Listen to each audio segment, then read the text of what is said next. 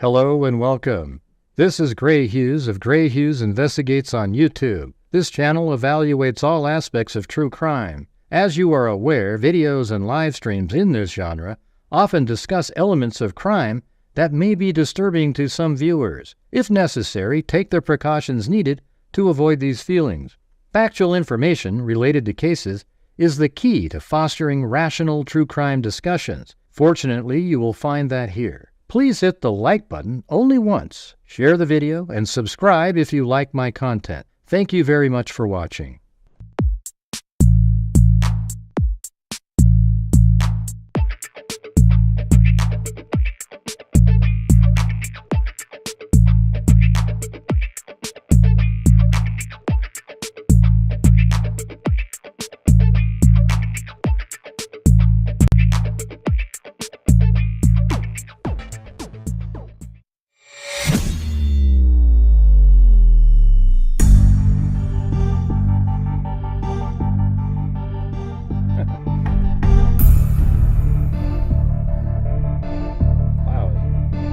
Way down there. Not sure what's going on with this thing. It's weird. Guess I got reset.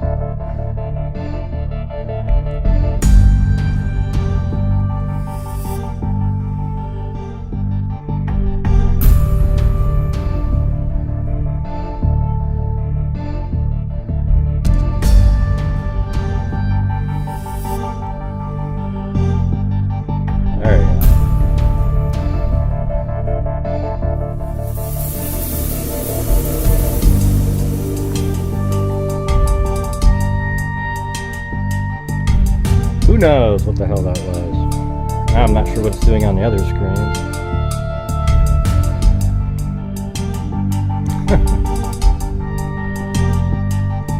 Well, that's probably messed up on the first one. Yeah. Well, anyways, the Netflix has the series out there on the Menendez brothers, and I just thought it'd be kind of cool to go back and look at the newspapers all the way back at the beginning, and then read the there's like a sort of a synopsis of it. It was a PDF file out there, a document. But I'm not sure, man. I'm just not sure. Yeah, he does seem like he's insane in the movie. Lyle, the show anyways. Like Lyle's the crazy one. He's the one with the fake hair, right? Pretty crazy. Yeah. But man, we've just really been struggling here on this channel the last 3 or 4 or 5 days in a row. You know, it's hard to get more than 200 people watching. The income, there's no ad revenue, nothing. So I don't know what to do, you guys. I don't have any interesting videos to make. I put a video out today on Dylan Rounds, got 800 views. That's not going to do it. So I don't know, man. I'm just not sure. Like right now, there's 71 people watching. That's it. And if it gets to 150, great.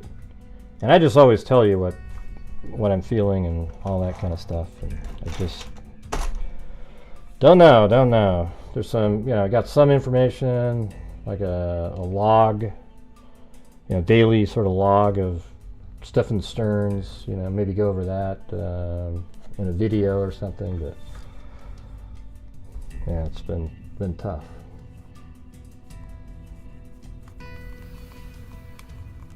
So I guess we can try this. If not, I'll just end the show, just like usual. Let's see. So we're just going to go back in time. And this is like right when it started. The same day, actually. I think the 21st of August.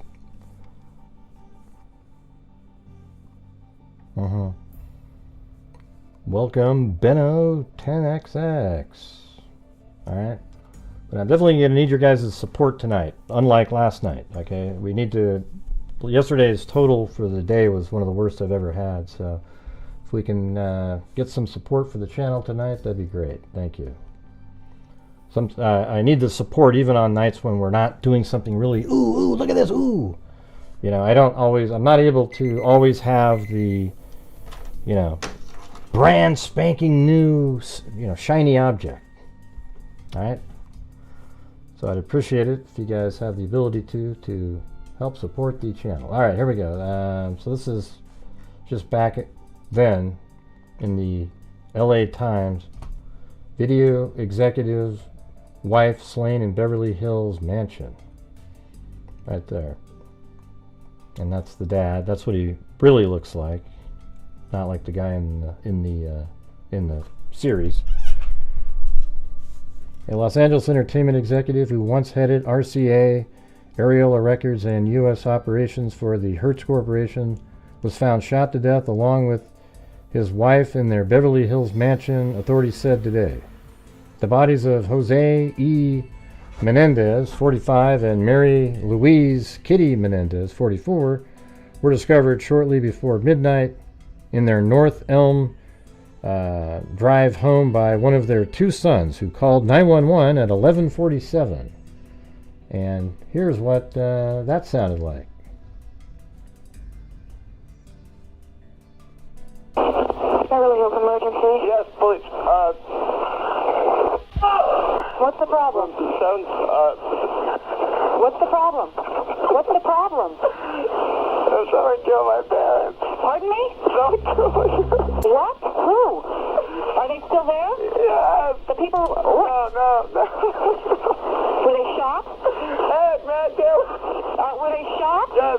They were shot? Yes. 102 response, 722 North Elm on a parking. What happened? Hey, stand up, I have a hysterical person on. We're trying to get screened further. Other units responding. Is the person still there? What happened? We have units around. What happened? Who shot who? I don't know anything. I just came home. You came home and found who shot? My mom and dad. You know if they're still in the house, the people that did the shooting. Get away from him. Okay. Hey, let me talk to Erik. Who is the person that was shot? My mom and my dad. Your mom and dad? My mom and my dad. Okay, hold on a second. Okay, we're on our way over there with the ambulance. Okay, I gotta go. Okay. I gotta go. Oh. Hello, this is police department. Yes. Okay, I want you to come outside. Okay? Oh, jeez, back to the crime. It was ended right there. It was a very hysterical call, said Lieutenant Robert Curtis, spokesman for the Beverly Hills Police Department. When police arrived 1 minute later, they discovered the victims dressed in street clothes, dead in a front family room of the Mediterranean-style mansion. So they did a sort of a reenactment on that document, or the series, not really documentary. And they seemed like they were really trying to be accurate. Man, it was pretty crazy, like blown off fingers and shot multiple times, and you know.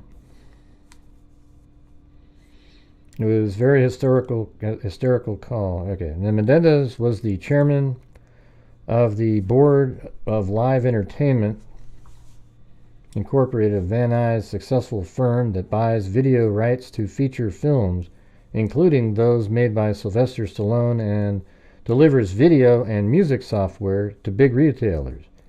The homicides, the first to occur in Beverly Hills this year, shocked residents of the tree-lined street among the most upscale in Los Angeles. The one elderly neighbor, who declined to be identified, said things like this don't happen here. Curtis said it was not immediately clear how the assailants gained entry into the Menendez home, but noted that the house was not ransacked. Investigators were not aware of any threats against the couple, he said. Several people were brought to the police department for questioning, but were released. The Zlotu, who lives across the back alley from the Menendez house, said he was watching a televised James Bond movie on Sunday night when he heard popping sounds, apparently gunshots, coming from across the alley. I didn't think anything of the sound, he said, despite the fact that the sound of gunfire is such a rarity in Beverly Hills. Menendez, a certified public accountant who was educated in New York City, spent 14 years with RCA Corp., ultimately directing all U.S. operations for its Hertz Corporation car rental subsidiary. He also was chief operating officer for RCA Aerial Division, according to a biography released today by Live Entertainment, the company that he's directed since leaving RCA in August 1986. Let's see. Live Vice President of Operations John Powell, who arrived early today in the mansion, said he is dumbfounded as to why anyone would kill the Menendezes. Say that quick. Menendezes. The whole company is in shock. Last week, Live Entertainment posted a record quarter net income of $1.5 million, almost triple the profit it made in 1988. The company said a strong performance by newly acquired Strawberry Records, an 85-store retail chain based in New England, played a key role. The Menendez, according to property records, moved in October of 1988 from a $950,000 house in Calabasas to a $4 million home in Beverly Hills, where they died. They took out a $2 million loan on the house, records show.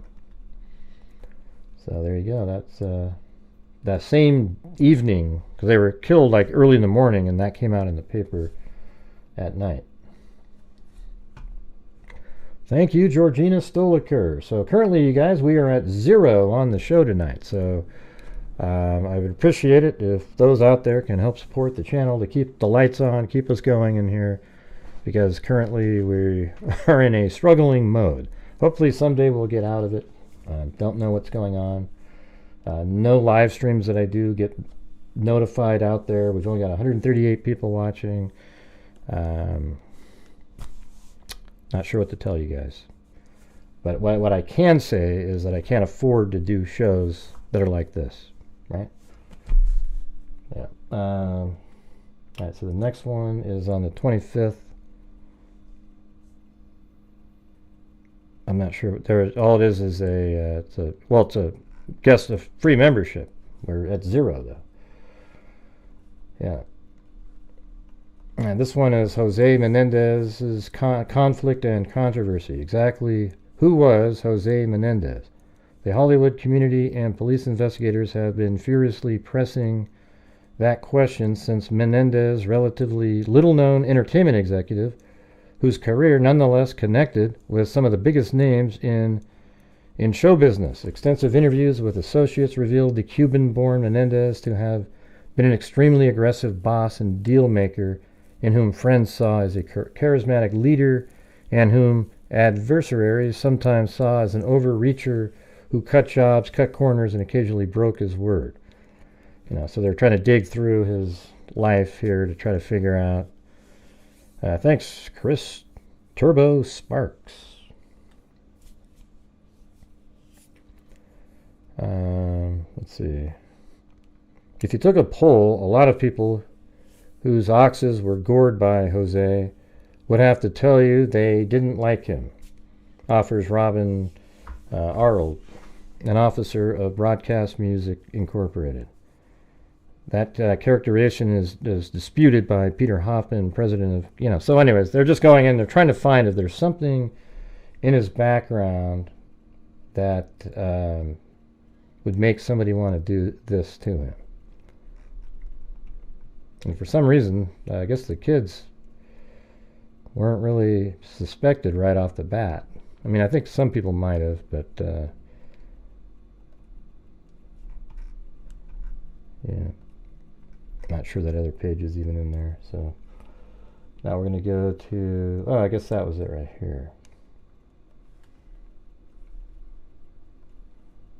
think that's the same one, but this one has the second page. 3, 4, 5.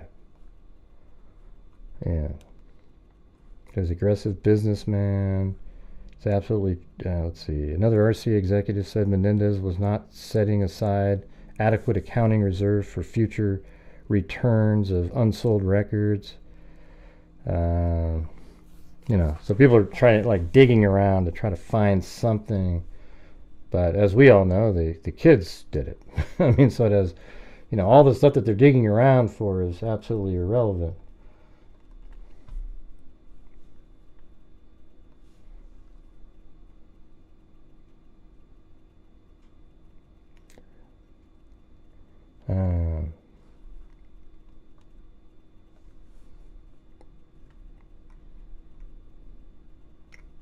Robbery was ruled out, though. This is on the 26th. The oldest son of slain entertainment executive José E. Menendez said Friday that robbery could not have been a motive for the killing of his father and mother because nothing was taken from the family's Beverly Hills mansion. Hey, thanks so much, Sunshine Susie. Man, that's hard to say. Hey, everybody, try to say Sunshine Susie 3 times fast. You'll end up saying Sunshine, I guarantee it. Hey, whoa, what the heck was that?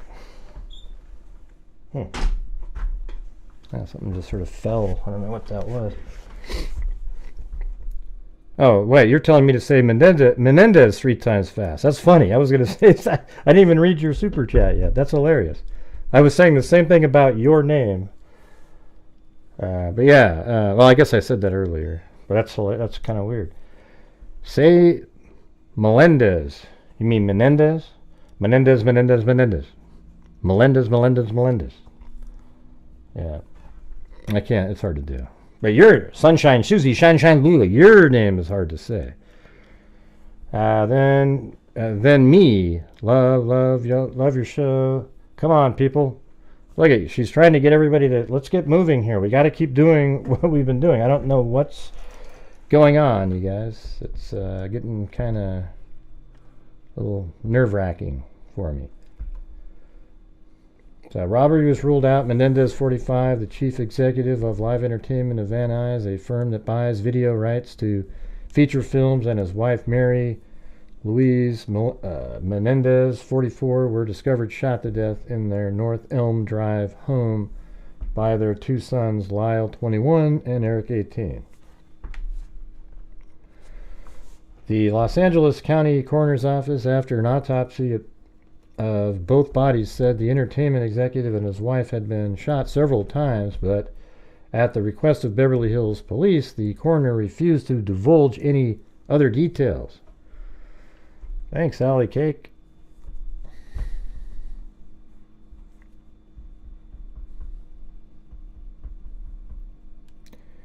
That's, you know, I appreciate it. Sunshine Susie, don't worry about it. It's, it's generous.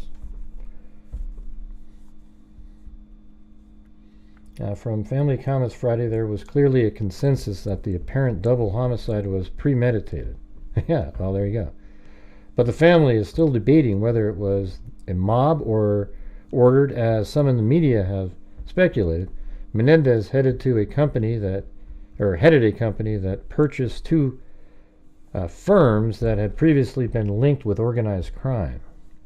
The sister, Marta Menendez Cano of West Palm Beach, Florida, told the Associated Press that her brother and his wife were killed because José Menendez refused to do business with mobsters.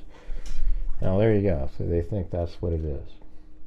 I'm going to go check, see if I can get the address of that one. I bet it's still in there.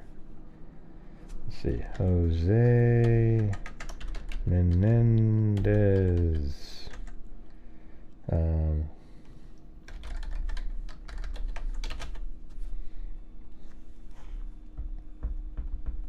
How old would he be right now? Him. 75, does that make sense? Or would he be older than that?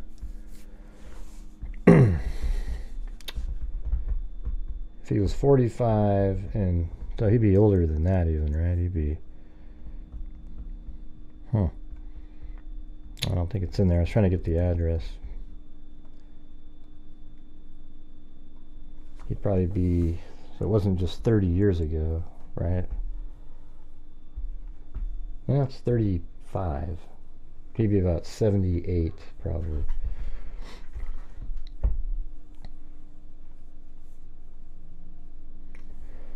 Yeah, well, thanks, Sunshine Susie, but unfortunately, it's not being treated as a good show. I mean, by the either YouTube or the viewers or whatever it is, it's just kind of been, I mean, we used to always get 300 people minimum. Now there's 150 is a miracle, you know. And it's not, you know, people go, the trolls will go, oh, it's because of you. No, it has nothing to do with me, okay? Somehow, it's, well, it could have if it's the topic that I'm showing people aren't really interested in. Nobody seemed to be interested in the, hell, Dylan Rounds even yesterday. Yeah, a few people, oh yeah, that's great. Nobody was interested in the P. Diddy stuff, you know, and nobody's interested in this. There's only like these few cases that everybody is all sort of into. It's crazy. It's like a, man, it used to be where everybody was interested in everything, and it just isn't like that anymore. Hey, thanks, Michelle H. All right, anyways, down here it says, Beverly police have clamped a tight lid of secrecy on their investigation. No suspect have been identified. More than 100 family members, friends, and associates attended the memorial service Friday for Menendez and his wife. During the tribute, Menendez's colorful personal history emerged. That's that crazy. When I saw the series, I've only watched the first 1.5 episodes of it. But man, he played that weird song for his mom. It was like something you would send a girlfriend or something.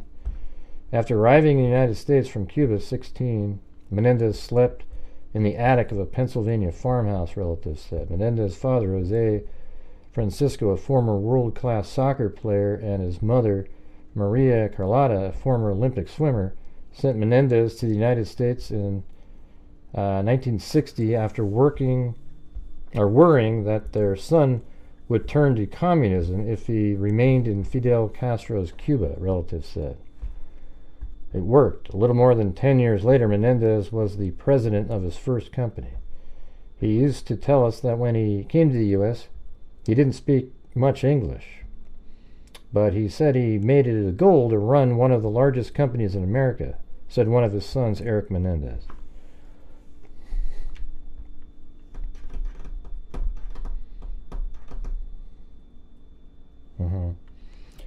I told him, let's see, down here, there, I guess that's where he meant. Already a winning salesman, he considered selling encyclopedias, relatives said, but he was persuaded to attend college in Illinois. There he met his future wife in a philosophy class. A short time later, Mary Louise, known as Kitty, and Jose, 18 and 19 years old, were married. I told him that was his first acquisition in the entertainment business, said Devendra Mishra. Let me try something else. Maybe if I type in Lyle, since he's alive, maybe that would have worked.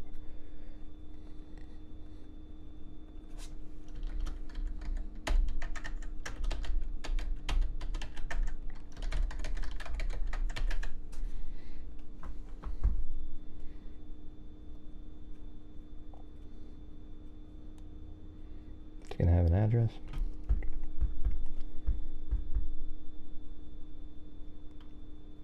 Wilshire Boulevard, Los Angeles. I don't know if that's the one. I don't think that's it. Didn't they give the address out? They said a street that it was on. Oh. God, how would you like to have that name, Lyle Menendez, and you're not the one? You know? Jeez, that would suck.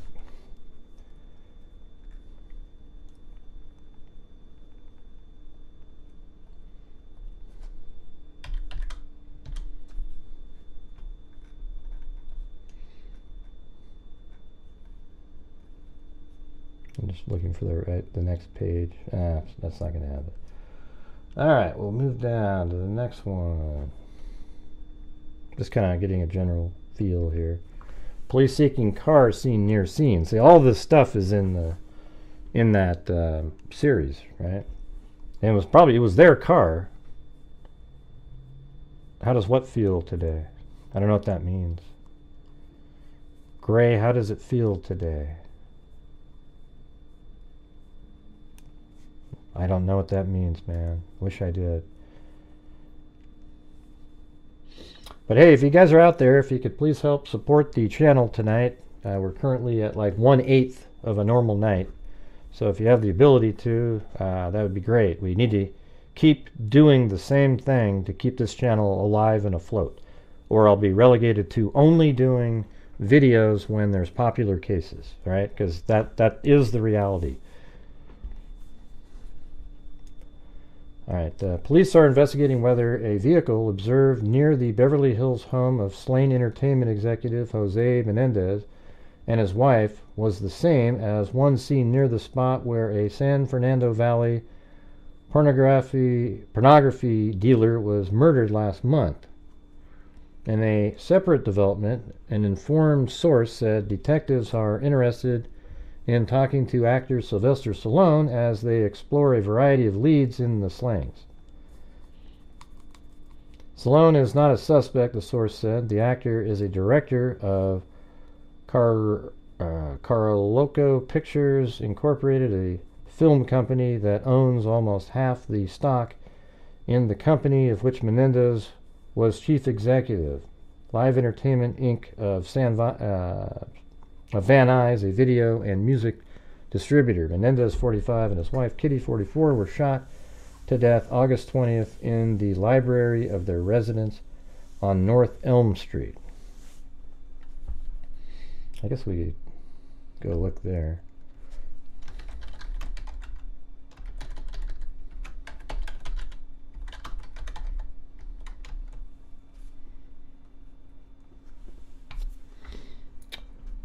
And it must have fallen on deaf ears yet again.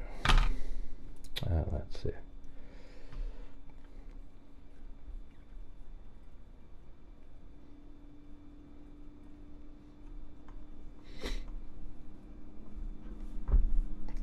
Let's see, was that I think we had a picture in that first one, right? I think the second article. No, maybe the third.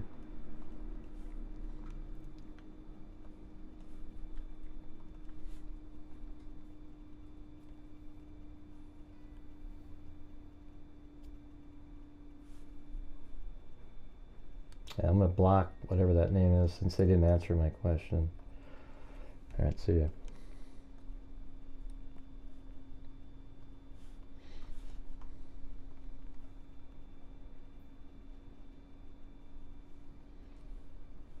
How long is Elm Street?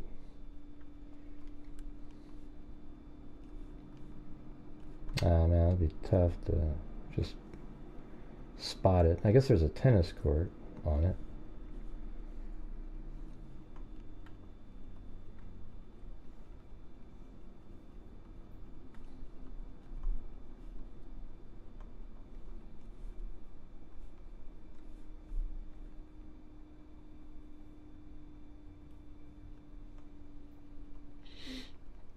Yeah, I mean, I don't know. It looked like those guys were just, based on the little I saw, that they were just, I mean, who knows what the dad really was doing, you know. They seem like absolute psychos, but that's just a movie presentation. Nobody really knows. But what about the stuff they told the psychologist? I mean, isn't that pretty valid?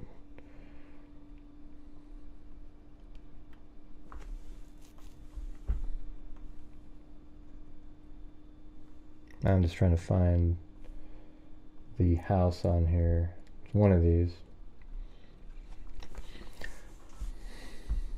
But hey guys, I don't know if you heard me a minute ago, but we're going to need this support on the channel to keep the channel going. It used to be every night, it was so easy. People would just be like helping support. We were just moving along. And now we're at a point where I don't know. I'm not really sure what to be doing. And I hate to keep saying it over and over again, but I've been warning everybody, if you like the fact that we used to have to be able to do these shows on a nightly basis, it's not going to be able to continue. All right? And that's just a reality that I'm struggling to face with myself, much like losing a dog or something. You know, it's like, it's just something that, wow, you know, that's it. I have nothing else to add.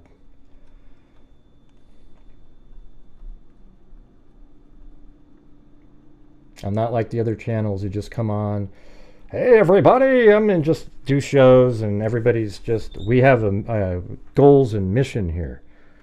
Like we just funded our scholarship fund today, $6,000. We do stuff here. This is a channel that makes a difference. All right? Nah, that's not what it is, Crimson Moon. That's not what it is. All right, let's see. I know people want to keep saying that over and over again.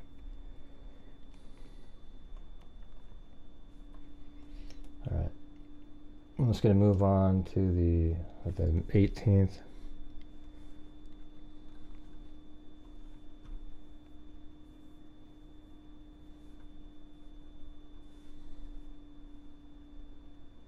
I was trying to find him on there.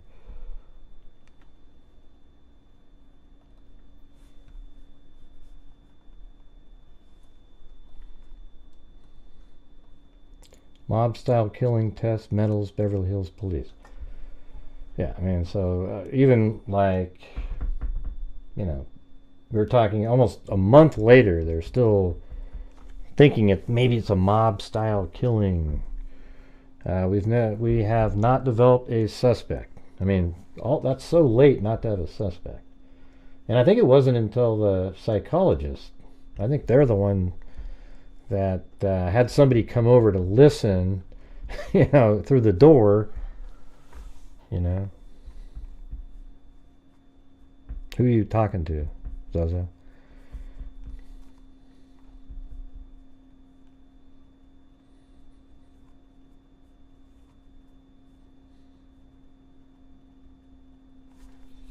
In 722 North Elm Drive? Okay.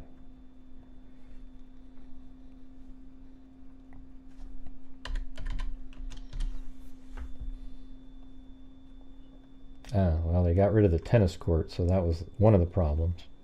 That does look like that same picture, though.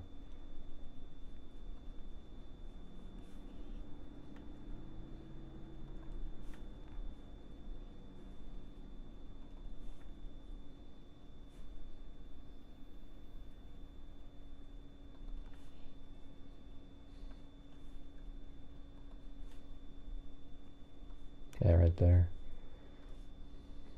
Yep, there you go.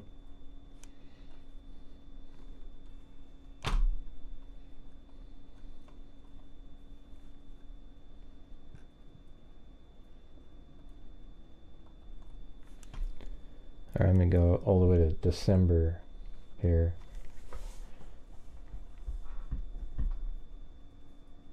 Hey, think Zozo can't be a few-man band. Well, I'm by myself, so, you know, I've been doing this show for 5 years, and for 5 years, the Freak family, you know, we call ourselves freaks, crime freaks, have supported my channel. You know, every night I made videos for ad revenue, and I give away a huge portion of the income every month. And we've given away $215,000 to various charities ourselves, okay? So the thing is when, you know, and it had been, and all the way up until like 4 or 5 months ago, it was just fine. Everything was, you know, normal. We always get the trolls and the people out there trying to destroy the channel. That's what their whole goal is and shit like that. But all of a sudden, though, in the last, like, month, it's just been a travesty, you know. I'm putting in the same work that I've always done, and it's just not being supported by you guys, you know. And I know that times are tough, but you know, I'm still putting out a product and doing a show for people to watch, and I've had to cut shows short. Like sometimes we're doing a show and we're 3 hours, you know, 2 hours in, and we're just not even close, and I just go, okay, I gotta go, because I gotta go do some other thing that might help keep us going on what we're doing. All right. Well, some do, Karen. You know, I get what you're saying. I mean, obviously, I'm not talking about the people who are doing it, but as a whole of the channel, it's not happening. Okay, and I've been sort of warning you guys about it. I mean, this has been, you know, the Freak family. We've made a huge difference out there in the world, and you know, it sort of has this feeling like that portion's coming to an end. I'm just going to be relegated to just making videos on popular cases to try to keep the channel running, and the time that I spend looking up stuff to do the shows, I could be making videos that might get viewed. You know, I can't survive on the views that the videos today the one today I put out. And I know you don't go to True Crime to even listen to what I'm saying right now, but I don't give a damn. Okay, I'm telling you how it is and how I feel, and if you don't like it, go F yourself. Okay, and that's all I'm going to say. I don't really give a shit if it bothers you that I'm saying this. Well, gosh, I go to this one channel. Well, they don't give shit to a soul. This channel's given almost $250,000 in 5 years from your guys' support and my hard work. All right? So if you don't want to listen to it, go do something else. I don't give a shit. All right? God, I'm just so frustrated, you know? And I know me being frustrated doesn't help me out at all, but I'm just going to tell you how I feel. I don't like it. You know, you sit here for hours and out, like yesterday, man, Jesus, like, it was unreal. And, you know, even when I say, hey, you guys, I really need your guys' support tonight, nothing. It's just dead as a doornail. And I don't know what to tell you. And you want me to keep doing the shows because, hey, yeah, we've all been doing this. How can I do it? I spend 3-4 hours trying to get shit ready for the shows. And, you know, if it's not being supported, why would I keep doing that when I need to do something else that can generate the income to be able to do, you know, survive as a channel and also give to our DNA fund, our scholarship funds, and various charities. You know what's weird is when I'm saying this, nobody seems to be even listening. They're still saying hello to people, and just, it's weird, you know, weird stuff. Anyways, mention of will deleted from Menendez home computer. I thought it was weird because I think when he said, "Oh, I got to go look at the," he knew the will was in the. I think Lyle knew the will was inside the, like safe, and he goes, "Oh, I got to go look at it first." And he goes, "Hey, nothing was in there." He probably just stole the damn thing, just took it out of there.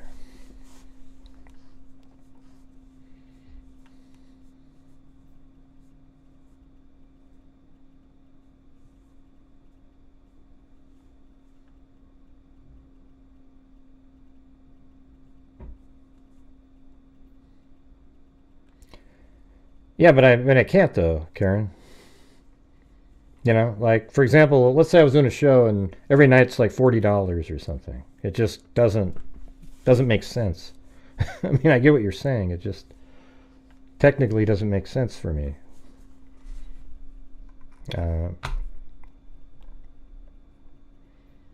I mean, sure, I'd love it if that was the reality. Like, oh yeah, we just do it because there's people that support me, and you know, and I get that there's a few, you know, financially do it these days, but it's not really. Yeah, and then you get these trolls out there that go, "Oh man, all it is he's just over there trying to make money." Yeah, I am trying to make money.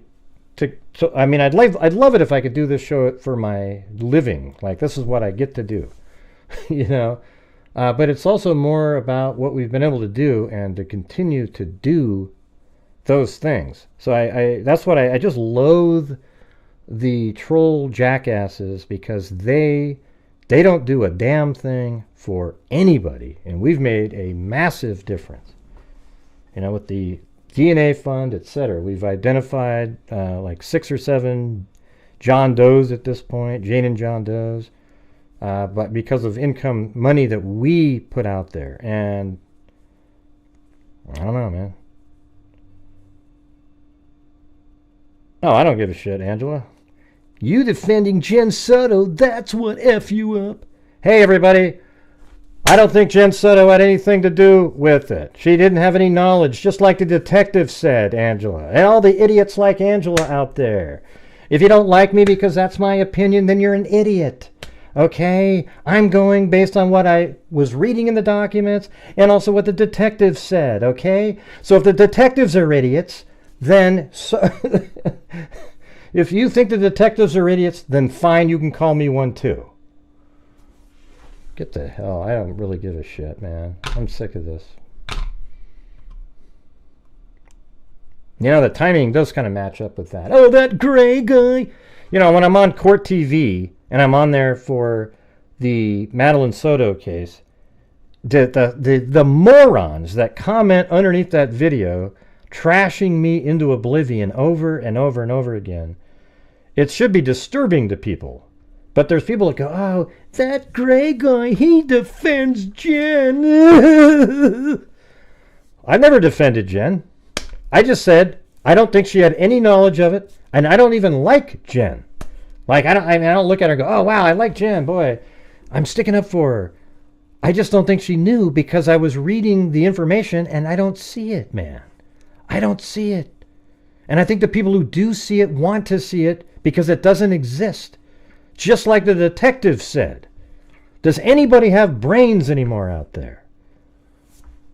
What happened to them? It's just so stupid.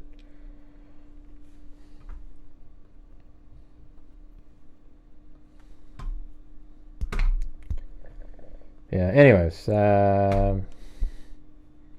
Beverly Hills detectives investigating the slaying last August of entertainment executive José Menendez and his wife are trying to determine why a reference to a will was deleted from the family's home computer after the murder, the Times has learned. Yeah, see, now they're probably going, who would have access to that? Why would they?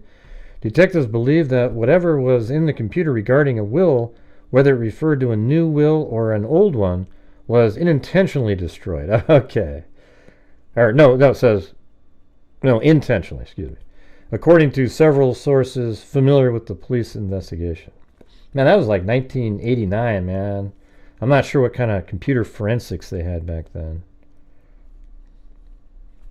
Investigators declined to comment on this aspect of the complex 3.5-month-old probe, which led detectives to explore a variety of leads so far without tangible success. Menendez, 45, and his wife Kitty, 44, were killed on Sunday night, August 20th, as they watched television in a wood-paneled library that looked out onto a pool and tennis court at the rear of their spacious Beverly Hills home. Menendez, chief executive of Live Entertainment Inc. of Van Nuys, a major video and music distributor, was hit by several shotgun blasts at close range as he sat on a sofa. His wife's body was found nearby on the floor. The couple's 2 sons, Lyle, 21, and Erik, 18, reported discovering their parents' bodies when they returned from a night out. Also, thanks up there to Zozo, and she gifted a membership to Launice, I guess. And thanks, Richard Watts.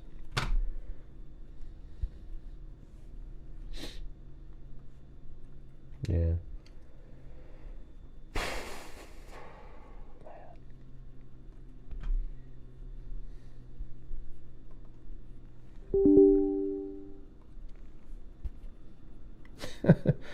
That's okay, Sunshine Susie. You shouldn't have to cover the burden, you know. Without you, there'd be $18. So it's like that's what level we're at now on here. It's pretty scary.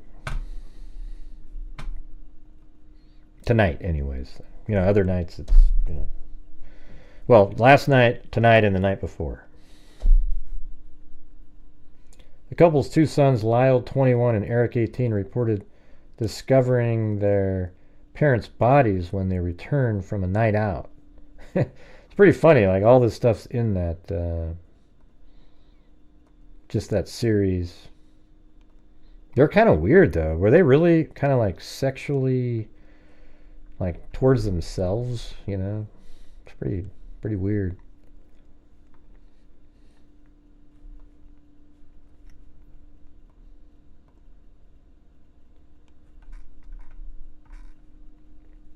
Page is that?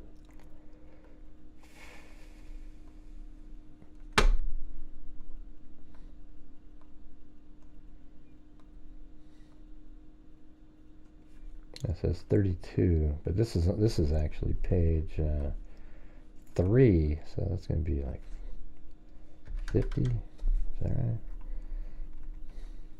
Okay, before that.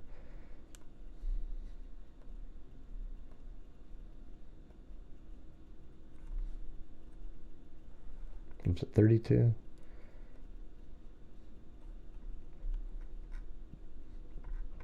Ah, jeez, I don't know. Oh, there it is. As the fact that no apparent clues were left on the scene led some experts to suggest it was a message killing, possibly arranged by organized crime elements. Police have also questioned the Menendez sons on their whereabouts on the night of the killings. At one point, I expect that we were suspects absolutely for a while, Lyle Menendez said. Oh, they thought they were suspects. Recent interview with the Times. Wow. But as the investigation progresses, he said police are starting to cross off names, and it is my understanding that ours have been crossed off. Beverly Hills Chief of Detective Lieutenant Russ Olson made it clear, however, that no one has been exempted from the investigation, nor is anyone currently viewed as a prime suspect. I think that would have made them a little bit suspicious of him by clearing himself when they hadn't done that. I forgive you now for what? Angela, I don't know. I don't know what you're saying. No idea.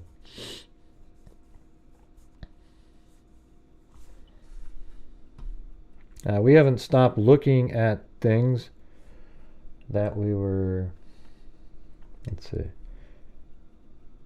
Made it clear, however, that no one has been off. We haven't stopped looking at things that we had instinct. Oh, well, thank you, Angela. I see it on a Cash App. Appreciate it. I mean, forgive you for what? I mean, I just don't want people. Oh, you're the one that brought up that I'm defending Jen Soto. God, I mean, I just got to tell you, I think a lot of people you should feel ashamed of yourselves, given the information that's in the Stephen Stearns case.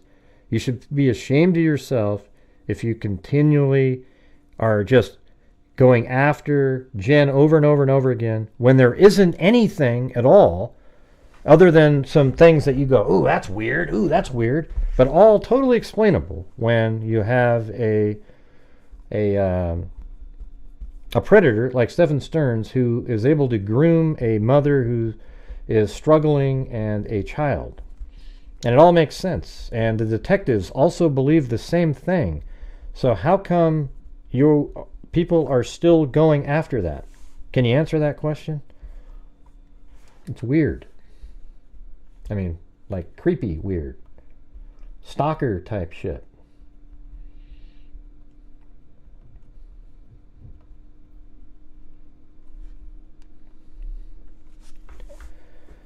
That was their defense in the second trial. Which one? Well, thanks, Angela. Sorry if I went off on a rant there, but I think that does have something. There's just so much hate for me out there, you know. But we're currently, right now, you guys, we are at 1/4 of a nightly goal. So if more of you have the ability to help, that'd be great. Thanks. Would be good police work, but not indicative of anything serious for authorities. Beverly Hills Chief of Detective Lieutenant Olson made clear, okay, he was just telling him that, no, we haven't cleared anybody, but Menendez said that, oh, they had. Family members said police interest in the son. Oh, that's what you were talking about? I believe that's what, oh, never mind. I thought Jessica was referring to what I was talking about. About the possibility of a second will, relatives said that José Menendez was concerned that his 1980 will was out of date in light of his growing wealth and that he intended to draw up a new document 2 years ago. But he threatened the kids to take them out of the will, and maybe did so, and the Menendezes it was inside of a safe, and apparently he got to it first for he was allowed to, at least on that mini-series.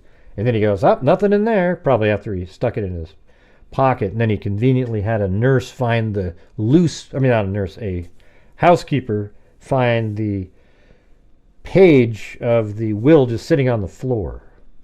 And that's what the drama series shows.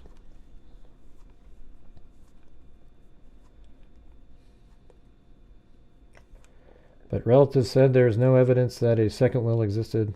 What is known, according to several sources, is that there was a reference to a will in the computer located in an upstairs bedroom of the Menendez home.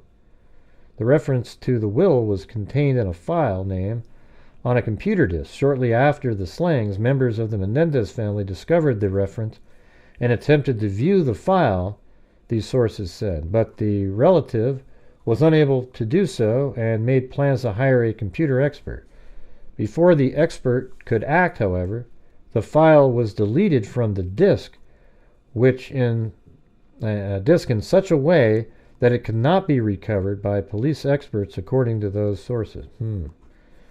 Wow. Asked about the possibility of a second will, the Menendez probate attorney, Stephen B. Goldberg of Redondo Beach, said, I don't know anything about that, and we've got a will, and I don't want any problems with it. Acting on Goldberg's advice, and we've got a will. Acting on Goldberg's advice, the Menendez brothers have so far declined to comment on the computer mystery. Their parents' will has been filed in Santa Monica, so that must be the one that was found on the floor in the closet. It states that José and Kitty Menendez sequenced their estates to each other. What does that say? Bequeathed their estates. I knew I didn't have that. To each other, but in the event that we should die in a common disaster, the entire estate is to be turned over to Lyle and Erik Menendez.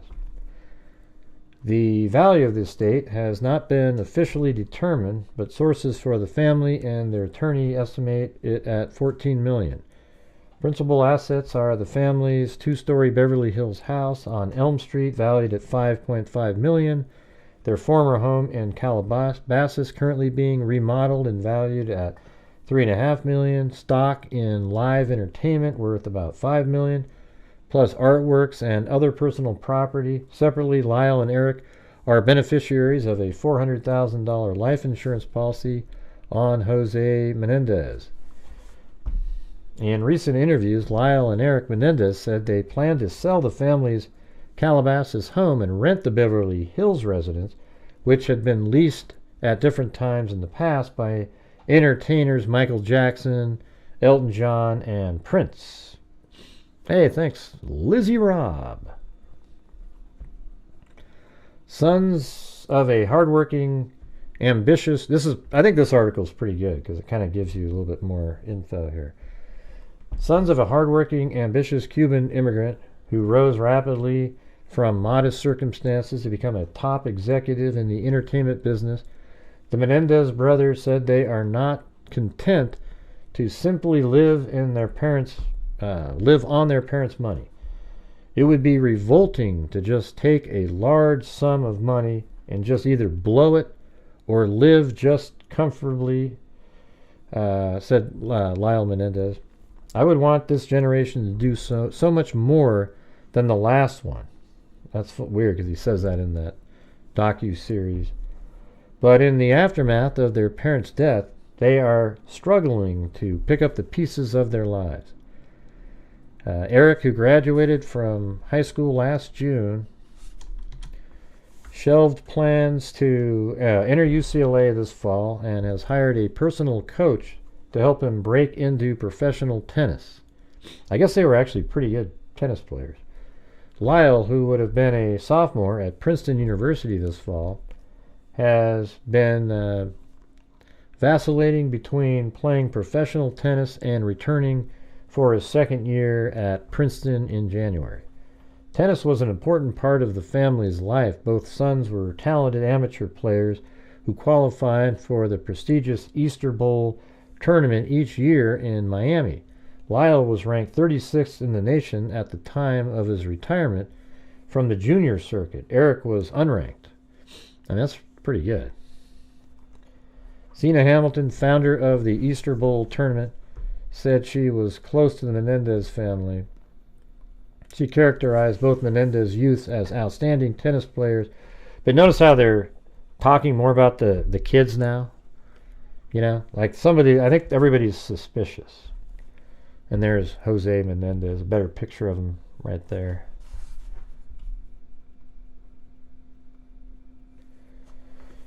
There's no question in my mind that this is an emotional escape, she said, of any plans the brothers have to turn pro. Well, what did it say right here? Both Menendez youths are outstanding tennis players, but she added they were only average competitors in a national sense. There's no question in my mind that this is an emotional escape, she said, of any plans the brothers have to turn pro. After his parents' murder, Lyle said she was arranging to buy a condominium and a house in Princeton, New Jersey, where the family lived before moving west in 1986. But in his most recent interview, Lyle said he had backed out of the real estate deals, explaining that he had been using up finances in an attempt to keep busy and avoid dealing with what happened. That's weird because that's what he told they told the Lyle tried to sell that to the probate attorney. Lyle also said he had recently bought a Porsche sports car. I think they showed that. That's funny. It's almost like they went through these articles, right? Lyle's uncle, Brian Anderson, said that a little of what we're seeing in him trying to move too fast is sort of a way for him to reach out because he is angry over the murders and has a difficult time showing emotion. Although his family had once been influential and wealthy in their native Cuba, José Menendez had virtually nothing when his parents sent him out of the country 30 years ago, after Fidel Castro seized power, continuing his education. I don't really care about his rise in the business world. Then March 9th, so I think they were arrested, or arrest warrant was put out on them on the 8th of March and of 1990. It says Erik Menendez, accused with older brother Lyle in the Beverly Hills shotgun slaying of their parents, will return to the United States from Israel as soon as possible to surrender to police, a lawyer for his brother said today. Thanks, Michelle H. Say no to lulz, everybody. Say no to lulz. This is my understanding, that he wants to turn himself in, and said criminal attorney Gerald Shaliff of Santa Monica, who is representing 22-year-old Lyle Menendez.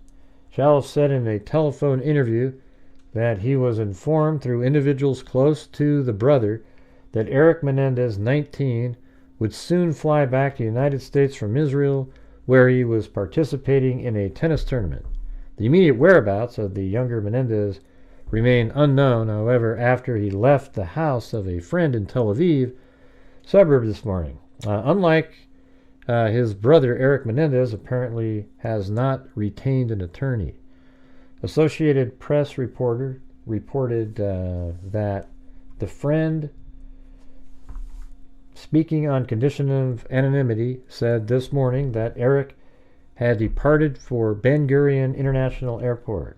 Beverly Hills police announced on Thursday that Lyle Menendez had been arrested and booked for investigation of his parents' murder last August in their mansion. José Menendez, 45, chief executive of a Los Angeles area entertainment firm, and his wife Kitty, 44, had been struck numerous times with blasts from two 12-gauge shotguns. Investigators said they suspect several $1 million in inheritance was the motive. Police said the brothers would be co-defendants. So there you go, you got that. Then the 10th.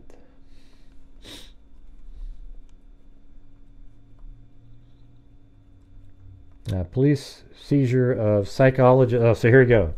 Police seizure of psychologist records of therapy sessions, an extremely rare, and in the Menendez case will almost certainly be the subject of a legal challenge.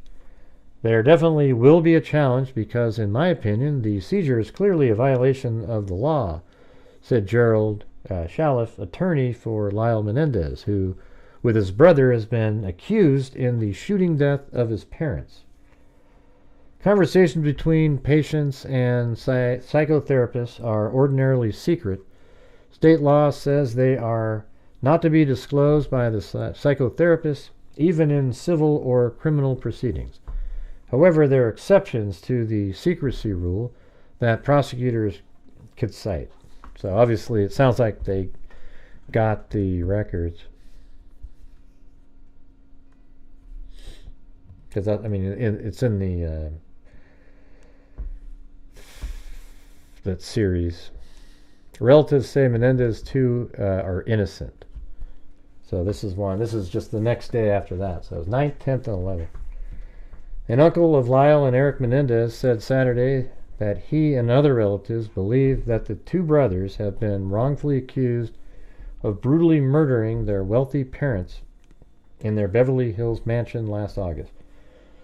Let's see. We don't think in the least circumstance that they are guilty of what they have been accused, said Carlos Baralt, a New Jersey businessman who also is the executor of the Menendez family $14 million estate. I think that's the brother, I thought, of the dad. We are behind the boys 100%. He said he had heard there were circumstantial evidence pointing towards Lyle and Erik as suspects, but said he is confident that there is evidence pointing in other directions as well. I really believe that the whole situation with the kids is something police have fallen into for lack of a better lead, he said. I feel they acted perhaps precipitously. Man, I couldn't say that quick enough. Precipitously. The police don't know these kids like I do, Baralt said. Lyle, 22, was arrested Thursday and is scheduled to be arraigned on Monday. His younger brother, Erik, 19, had been playing in a professional tennis tournament in Israel, but was reported headed back to the United States to surrender. Beverly Hills police said Saturday that they had no information on when or where a surrender might occur. Lyle Menendez attorney Gerald Shaliff said that Erik wanted to accomplish the surrender with a little dignity. José Menendez, 45, now they're going to go through what happened again. So you got that, and then we got this PDF file. All right, so I'm going to try it again, everybody.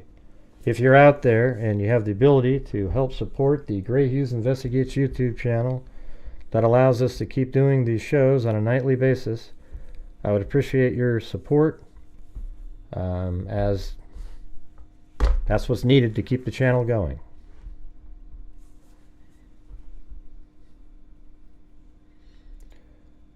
Alright, so this is, I'm not sure what this is, Daniel Cabrera, Professor Wilson, English, something, December 2017.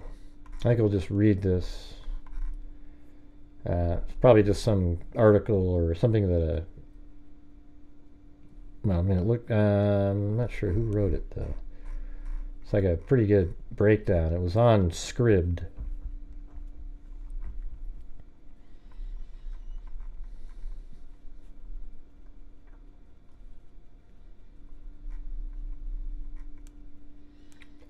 Let's see. The world was shocked back on March 8th, 1990, when two brothers were accused of murdering. Hey, maybe we can do this where we can use, like,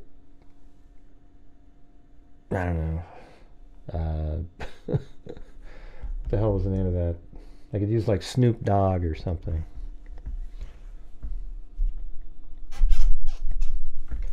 So I'll take that as a no. The world was shocked back on March 8th, 1990, when two brothers, I think it's 1989. They got that. They already got it wrong in the first sentence. It's 1989. Or no, when they were arrested. That's correct. When two brothers were accused of murdering their parents, they were accused of it. Their parents were José Menendez and Mary Kitty Menendez. Their sons, Lyle and Erik Menendez, were arrested for the killing of their parents. Who are Lyle and Erik Menendez? How were they brought up? Did something happen to their childhood to make them do such a horrible or such a horrific crime? There were two reasons that seemed to be the answer. Investigators had little to no evidence until someone came forward with a tale of confession. The brother had to sit through two different trials. How is life in prison for Lyle and Erik? After the investigation, people learned that the Menendez brothers have a complex history. The brothers were born into, thanks Allie Cake, were born into wealth and privilege. They moved from the East Coast to the West Coast and settled in Calabasas, California. Joseph Lyle Menendez was born on January 10, 1968 in New York City, New York. Overall, José Lyle's father wanted him to be more successful than he was. To achieve this standard, José became stern, domineering, perfectionist father and controlled what Lyle would eat, who Lyle associated with, and what books and television shows he was exposed to. In grade school, his father would question Lyle about current events and berate him for unsatisfactory answers. Lyle's mom supported his father's method, and he was subject to his father's mood swings. This put tremendous pressure on Lyle, who developed a bedwetting problem at the age of 14. That's crazy. Hey, thanks, Karen. Those two spoiled, rotten brats need to stay locked up. What a waste of taxpayer dollars to consider anything. Yeah, I think I wouldn't let him out. I mean, if it's anything's true, people are saying it would be treated differently now. I don't know about that. They're just good actors. Or not even that good, really.